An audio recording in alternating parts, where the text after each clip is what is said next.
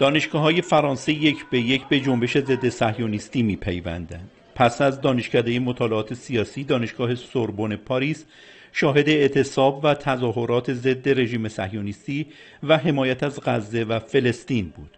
La raison pour la manifestation, c'est pour militer contre l'oppression et l'attaque qui se passe actuellement à Gaza. ما در اینجا مخالفتمان را با سرکوب مردم فلسطین و همچنین روابط دانشگاه سوربن با دانشگاه‌های اسرائیل اعلام می‌کنیم.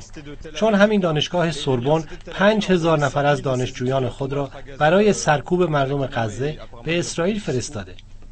دانشجویان دانشگاه سوربن در اعتراض به جنایات رژیم صهیونیستی و حمایت دولت‌های غربی از این رژیم کلاس‌های درس را تعطیل و در محوطه اصلی دانشگاه چادر برپا کردند که با یورش پلیس ضد شورش مواجه و تعدادی از آنها دستگیر شدند.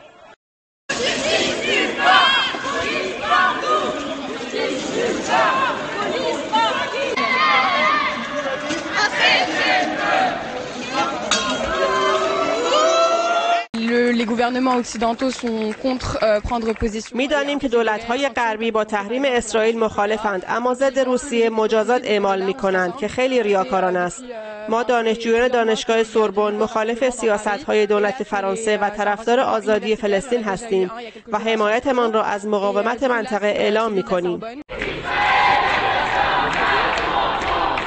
دانشجویان در ادامه در خیابان‌های اطراف دانشگاه تجمع کردند و شعار اسرائیل جنایتکار مکرون همدست سر دادند. در این اعتراضات تعدادی از دانشجویان یهودی ضد صهیونیسم نیز حضور داشتند.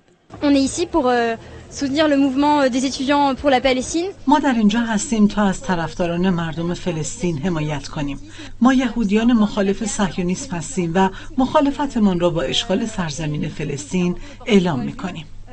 جلوگیری از فاجعه انسانی در رفح، تحریم کالاهای رژیم صهیونیستی و ممانعت از حضور این رژیم در بازی‌های المپیک پاریس از خواسته‌های دانشجویان دانشگاه سوربن پاریس بود.